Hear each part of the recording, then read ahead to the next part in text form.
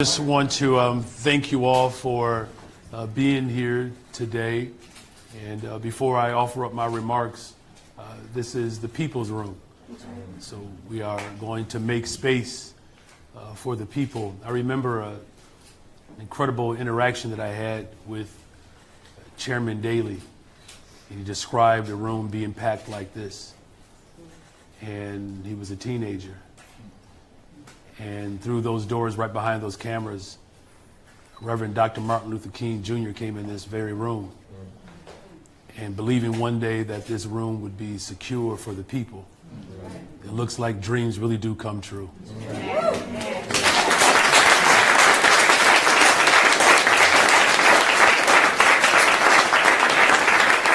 So first, we're going to make room for God to be amongst us.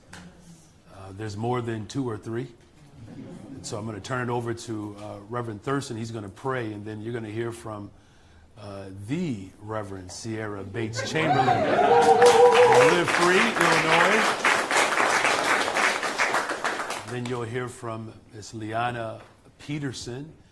And then after the people speak, I have something to say too. All right. Reverend Thurston. Let's do it. God, we honor you. We're mindful of your mercy and grateful for your grace. We thank you for the sacrifice and the labor of all who stand here, who do the work in the streets and in the trenches to better the lives of the people in this city. We thank you for the political will to make this step forward to create this office. Bless our efforts. Continue to find favor over this city as we seek to become the best freaking city in the world.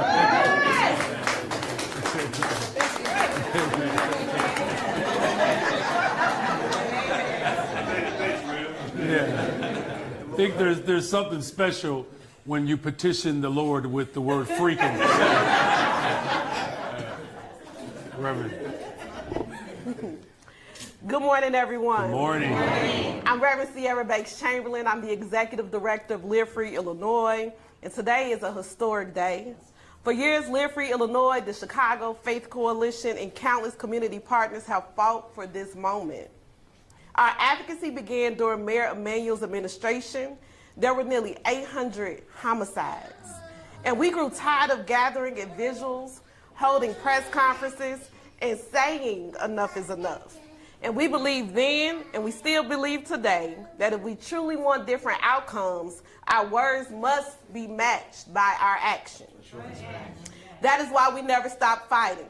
What was once considered a bold idea is now a national best practice.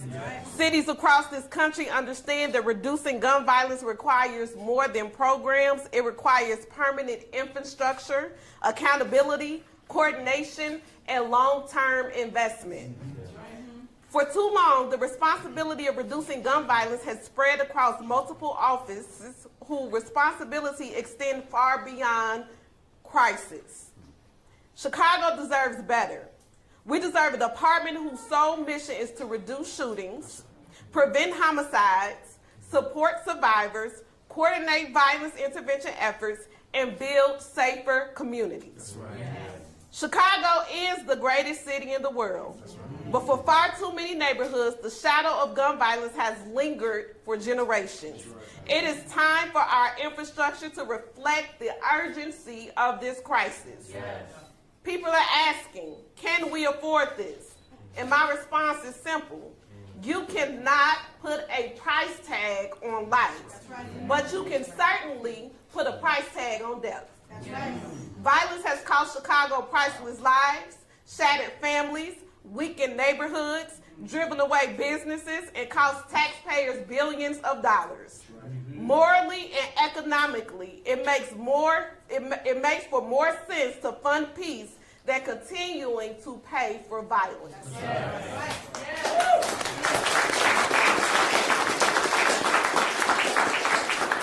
And this is not about creating more government, it's about creating better government. It's about bringing together existing resources, personnel, funding, and strategy under one department that can lead with focus, transparency, efficiency, and accountability.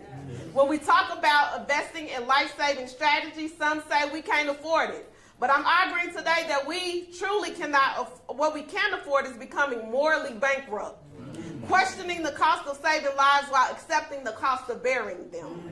Today, Mayor Brandon Johnson and the city of Chicago have chosen to move this city in the right direction. A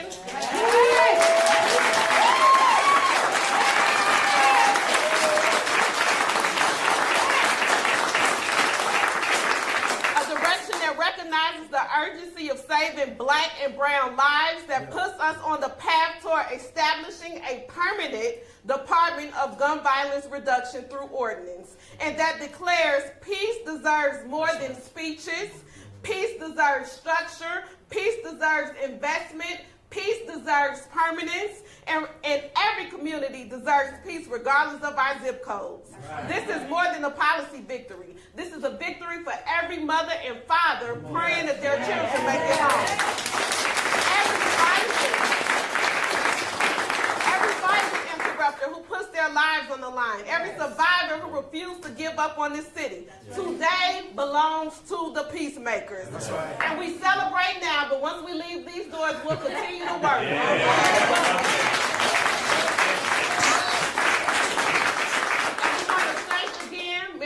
Brandon Johnson. We want to thank Deputy Mayor Emmanuel Andre and the entire team for making this happen. Thank you so much, and let's keep on fighting for the people.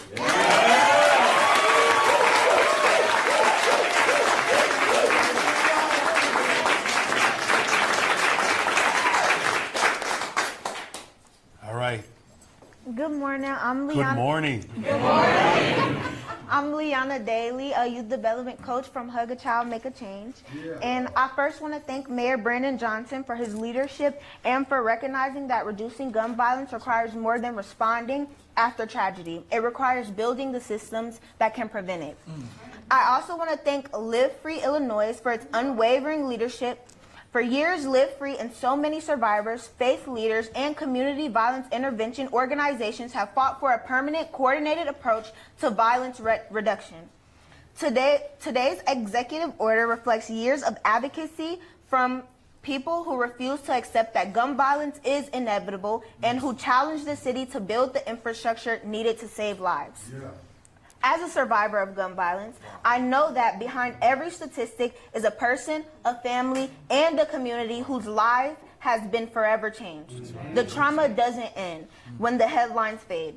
It stays with us, and too often survivors are left to navigate that pain alone.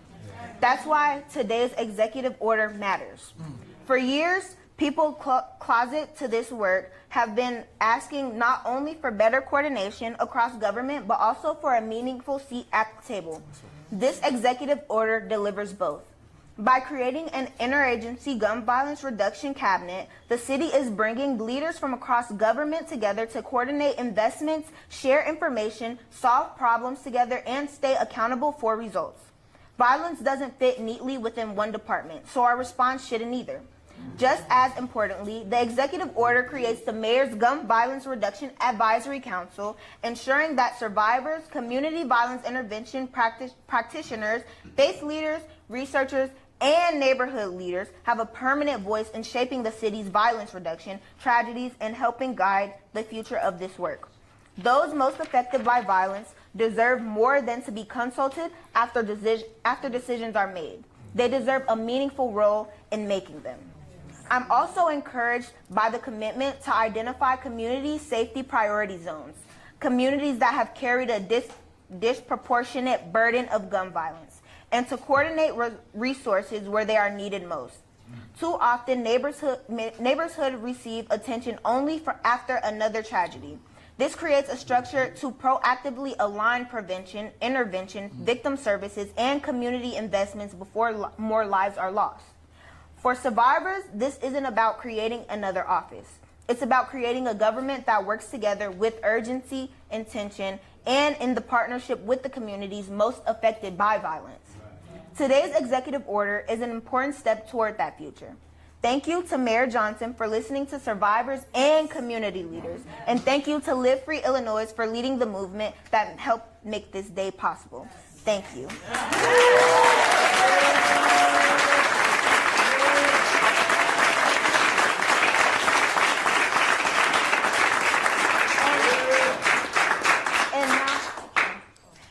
And now I'm pleased to welcome Mayor Brandon Johnson. Thank you. let me just say, as a politician, we don't always like to admit our mistakes, but I should have went first. These two women are just a remarkable testament to who we are as a city. They represent the soul of Chicago, and their advocacy and experience is what is driving policy today. Now, let me try to get to these formal remarks here. All right. I do want to thank all of the community members, the tireless advocates and grassroots organizations who are here today, and all of the members of the City Council who are supporting this endeavor and this effort. We've come together today to mark an historic step in Chicago's fight against gun violence. For far too long in this city, we have not met the scale of this challenge with the urgency needed to transcend the systemic neglect that has left lasting scars in too many of our communities. From day one, my administration's #1 priority has been to drive down violence and to break these cycles of trauma that have disrupted the lives of too many Chicagoans. And from day one, we have marshaled every tool that's available to me to drive down violence, investing in communities, expanding opportunities, and working alongside community organizations that you are seeing represented today to support healing, but also to empower our neighborhoods. For decades, the people of Chicago have been demanding more from city government. And today, city government responds to those demands.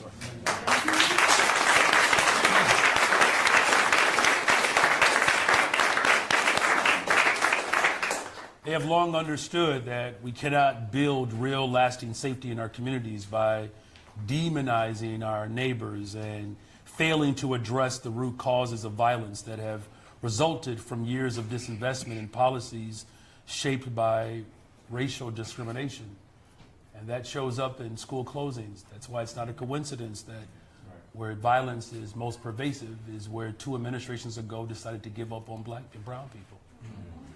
Mental health clinics being shuttered, not investing in affordability and housing. And so this broad, resilient, and growing coalition of Chicagoans, I like to call them real Chicagoans. I'm going to work on being less petty. Maybe in my 3rd term.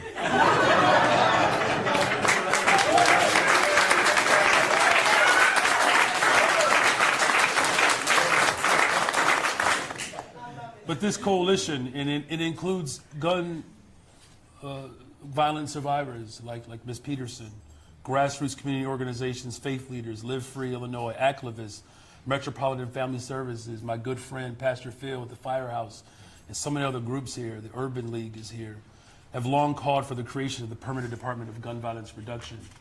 And today, my administration is meeting that call with real action. And so that's why I am proud today that I'm going to sign an executive order establishing the Office of Gun Violence Reduction.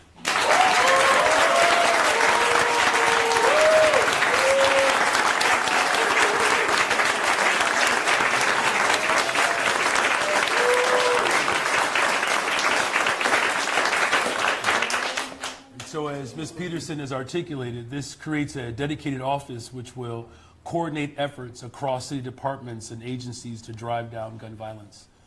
By establishing this centralized structure, we will be able to deliver resources and services quickly and strategically and effectively to the communities that need them the most. This order embodies what Chicagoans do best. We do this better than anyone else. We come together to innovate, to collaborate, and to support one another. It's incumbent upon government to continuously push the ball forward and to never stop asking how we can do our work better. How can we better serve the people who are relying on us? And how can we build lasting change? Now, these 50-year-old fingers getting a little sticky here. Now, with the responsibility that we all have and that responsibility in mind, this order will define that structure, will provide the coordination and responsibilities that will guide the work for the office going forward and to meet its ultimate goal. The new office will work in concert with those on the front lines that are part of this fight.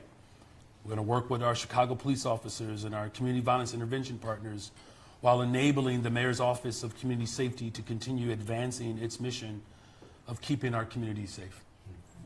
In recent years, Chicago has sustained historic reductions in crime and violence, with homicides falling to their lowest in 60 years during 2025.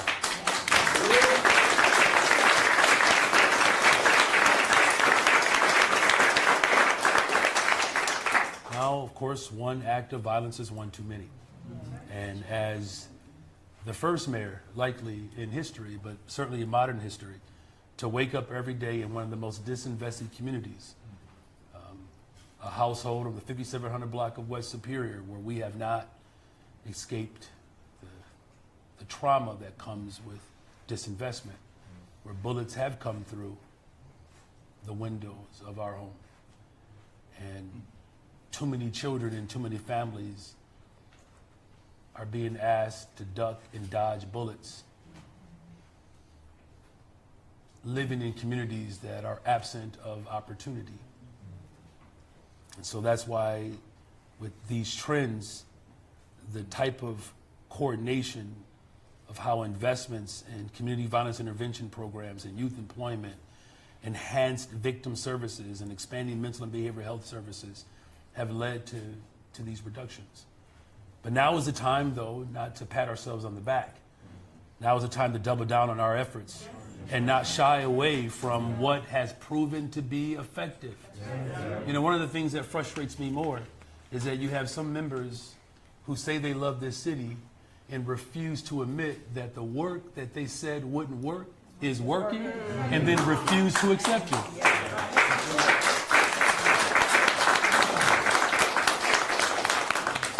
But today is about what we all have to do together. And together we can transform our communities and build a truly interconnected city where everyone can feel safe, secure, and most of all, peace in their homes. That's right. I cannot thank enough the community advocates, partners, city council, who have worked with me to make this day possible. I do look forward to the continuous work. And I will just close with this. As a former organizer, let me just say, the organizing effort around this particular policy, y'all did all right. All right. So now, the moment of truth. Let's sign this executive order. Let's get to work. Getting as tight as possible once the mayor sits. So the first thing is we're going to do something different. My signature will not be the sole signature on this document. And so we're going to have Ms. Peterson and Reverend Bates Chamberlain sign this.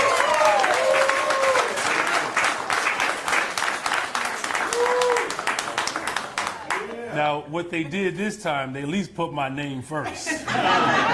So I'm going to sign it first, and then Reverend Bates Chamberlain, and then Ms. Peterson. All right. Yeah.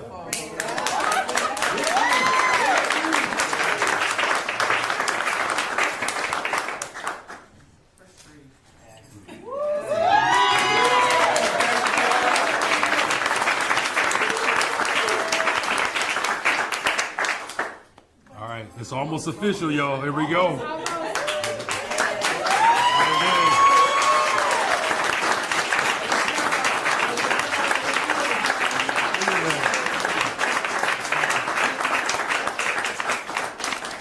Now, what's more impressive about this executive order is that there's a young person that knows cursive. That's impressive. Fourth grade. It's beautiful. I know we have a member of the Chicago Teachers Union here. See, they are teaching these kids. See? All right. Keith? Oh, we're going to hold it up. All right. Okay. Congratulations, Chicago. Yeah.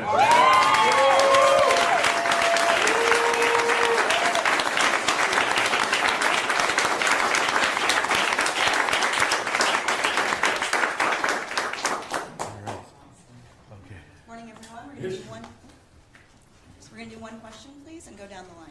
Thank you. Mayor Esco. Good. With this office being established and moving towards the department that you want to get, would the Office of Community Safety then be disbanded? Would this replace it if the department is created? And what do you say to city council members who are wondering how much this might cost, or who are wondering how they should vote on this? Well, first of all, the Mayor's Office of Community Safety will still function and exist. One of the things that I think it's important to note that the Mayor's Office of Community Safety deals with a host of matters, right? And so it's not just, police, but it's also fire, it's OEMC, it's coordinating with other departments like the Department of Family and Support Services, right? So the overall frame and structure of my vision to build the safest, most affordable city will still exist. The Office of Gun Violence Reduction becomes a more strategic and coordinated focus to deal specifically with reducing gun violence. Because as you all know, for government and for too long, and I believe Reverend Bates Chamberlain really articulated this well, the work that has stretched across multiple departments, not only does it interrupt productivity, that's too much pressure on departments that have multiple tasks, right? And so this is going to provide the type of streamlined approach that really government needs to be far more thoughtful and innovative around, much like what we did with the Department of the Environment, restoring that. As far as city council members, look, again, I think both of our advocates that are here today spoke very candidly that it actually costs more when you disinvest. Right? It costs more. And if you look at every area that we are addressing in terms of the financial malfeasance that I inherited, it has resulted, the impact is based upon the negligence that previous administrations refused to address. And so, again, I have 3 children. I don't know if you're interested in having children one day, but I can tell you there's not a price that you can place on my child and their existence and their ability to live free from violence. And what I want for my children, I want for every single family across the city.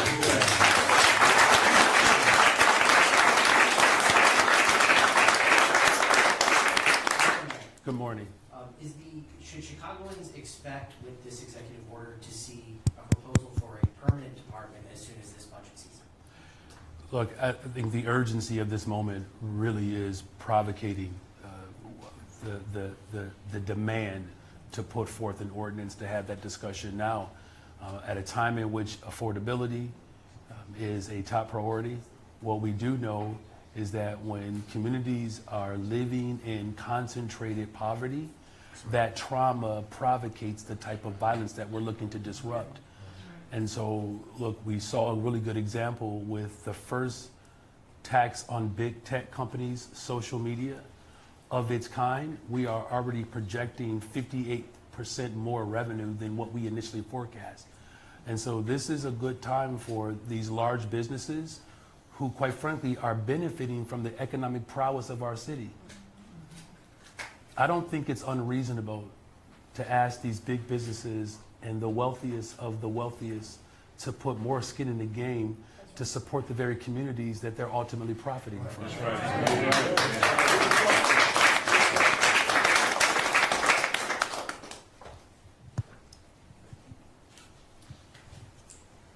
think that you might have answered my question. Okay. You talked about previous administrations. Yeah, We talked about previous administrations and things that they have done to disinvest in different communities. What's to say that this department wouldn't simply dismantle by the next administration? Yeah, well, look, I think it's a great question. I believe that's why there is urgency around an ordinance.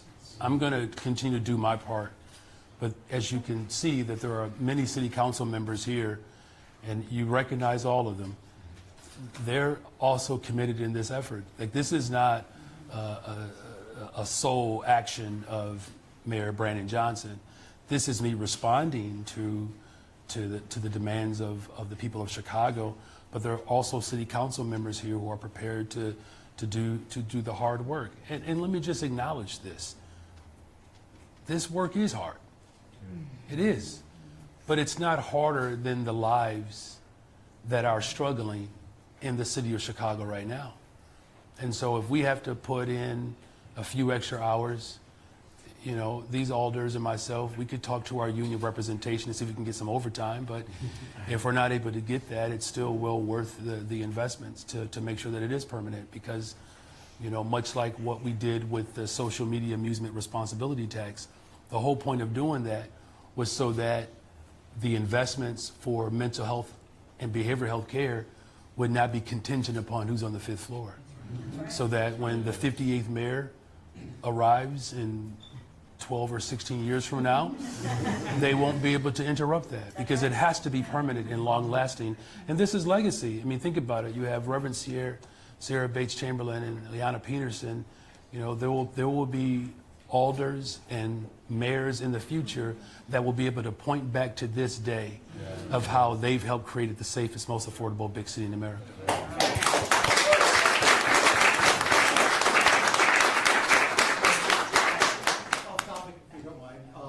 Can we do all on topic first? And I promise I'll come back to that. I promise, Greg. Yeah. You got an on topic? Yes. Okay. Yep. So Mayor, will this office have direct contracting authority, procurement authority, and why is the community safety office not enough? Why is this needed above that? Well, as I said before, the Office of Community Safety handles multiple entities centered around safety. It's not so much that it's not enough. It's about making sure that we are hyper-focused on a particular area that requires more attention. What do I mean by that? The victims of gun violence in this city are overwhelmingly young black boys and young black men between the ages of 10 and 24. So let's just think about this for a second. We know who is most likely to be a victim of gun violence. And we also know that there's been an increase of black girls being impacted as well. That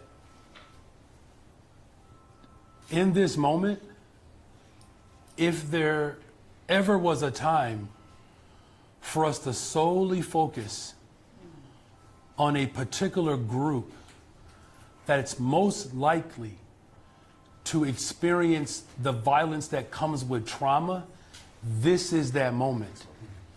As a father, as a former public school teacher in this city, teaching in Cabrini Green and at Westinghouse on the West Side, too many of our young black children cannot see past their today because they don't believe that their tomorrow is going to come. And so, what better way to show how much we care and love people by responding to a demand and a need that's literally prepared and positioned to save their lives. And that's what my focus will always be, is making sure that the promise of tomorrow can be expressed today. But if people don't believe that their tomorrow is worth fighting for, or if it will even exist, what type of city will we be if we were to give up on a young person's promise? So I don't remember the other part of your question. Oh, the contract. The contract stuff. Deputy Mayor? Yeah, really quick. So that is one of the most central pieces of the ordinance, is that it would give that procurement power, which right now the Mayor's Office of Community Safety currently does not have. So that would be. Thank you. Good morning, Mayor. Good morning. It's recorded. Oh, it's recorded. Yeah, okay. I'm wondering if you, the Deputy Mayor, can just distill kind of a day in the life of what this office department would do, programming initiatives, give people just a sense of what is different and what's so specific. Well, the first thing is, I'll try to summarize this quickly. The first thing that it does is it establishes an executive director, right? Someone whose sole responsibility will be to make the type of coordinated efforts around departments.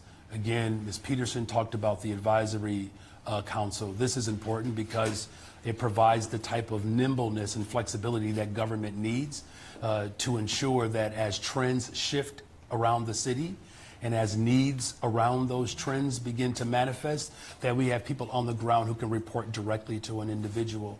It's going to create a system-wide cabinet structure across the enterprise so that city leaders are all speaking the same language and obviously moving in the same direction.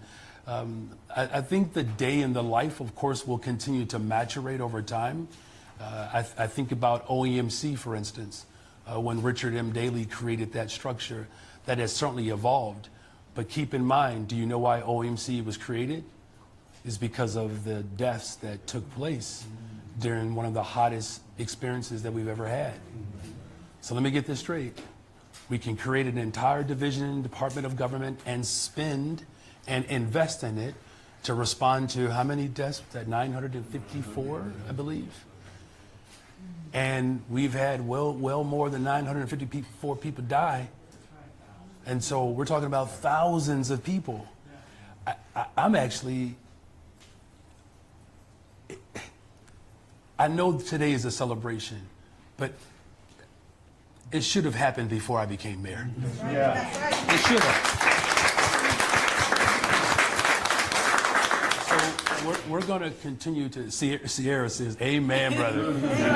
She wanted to say it. It took you too long, too, right? Thank God she didn't say it. Leah, why are you writing that down? She did not say it. But it's going to evolve over time. Thank you. Morning. Good morning.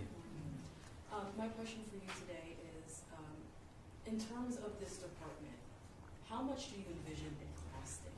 And at a time where you've spoken very vividly about managing a budget shortfall, how do you anticipate this department still falling under the number you're looking for every single December? Yeah, no, look, first of all, we're already spending well over $150 million around, building safer communities, right?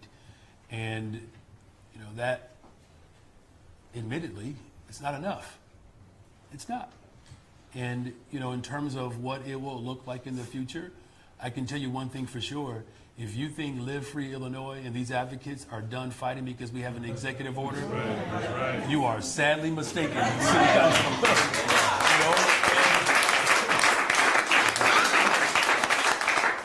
I lifted up the social media amusement responsibility tax as an example. People said that we couldn't do it. We're the first government in the country to administer this type of tax. And I'm grateful that the governor responded and followed our lead, and now he implemented one at the state level. But the truth of the matter is, at a time in which we've seen the largest upward transfer of wealth in the hands of the ultra-rich at the expense of everybody else, here's another way that I would ask it. At what point in this city will we finally demand and hold the ultra-wealthy and these big corporations accountable? They have experienced a windfall of wealth at the expense of Ms. Peterson's, at the expense of the young people who are looking for opportunity. You mean to tell me that with 31,000 jobs that we've offered, 57,000 children applied, that as a city we cannot figure out how to come up with another $20 million to make sure that every young person and young adult who wants a job can have a job? You mean to tell me that one of the largest economies of the world, I don't know if the news is broke yet, but at some point you're going to hear about our tourism numbers breaking more records, more people are coming to Chicago, generating more revenue, more economic activity. And all we're asking for is to make sure that young people and young adults and families can live in safe communities. If this city is good enough for people to visit, then it sure to hell better be good enough for people to live in it.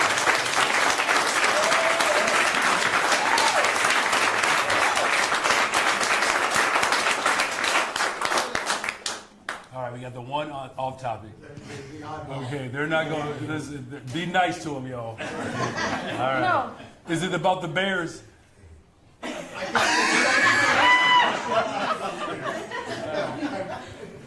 Point of clarification first, because you talked about a short bit ago about running running for a third term, so I presume you're running for a second term? And look, today we're focused on making history, and we've already done that. There'll be time for me to make history in the future, too. That's right. was released yesterday by a group aligned with the Civic Committee that suggests your poll numbers are way underwater. 71% of the people polled said they would not vote to re-elect you. Today we had yet another candidate jumping into the race, Matt Brewer. Does this suggest to you any concerns about your vulnerability for whenever you decide to run for re-election? Look, my priority is building safe and affordable communities. Look, the politics and the naysayers, I believe a few years ago, I think I was polling at 2.2%. And I think the exact quote was, Mayor Johnson will never be mayor, bless his heart. And yet here we are making history, signing the executive order. You know, the politics in this town, they're great. I'm going to share this anecdote here, and we can move on with the rest of our day. But it's one of those things that just keeps you humble. I think voters will appreciate this. So I'm getting dropped off this morning. This is to tell you how Chicagoans keep you humble. I'm being dropped off this morning. And I didn't know this was the rule. But I learned over this course of these 3 years when I'm walking, headed into the elevator, people have to stop to make sure I get on the elevator. It's a little embarrassing, but folks have to stop. So as I'm walking in into the building, I was coming up on an office door. I won't say which office door it was, but there was a woman there. She was a little older, and when she realized why she couldn't leave out, she saw me. She said, "Ugh, gotta wait for this guy." Which to me, this is the most Chicago response, because that's love, because this is how familiar Chicagoans are. And here's the part that was actually most humbling. She didn't necessarily suggest that she wouldn't wait for someone, just not for this guy. Thank you all. Congratulations, y'all.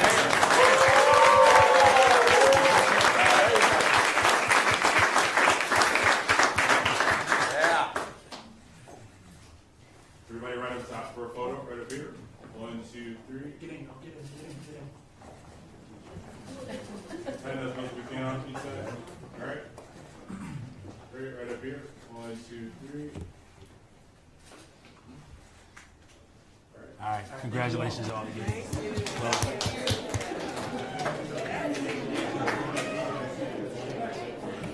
Thank you. Appreciate that. Yeah.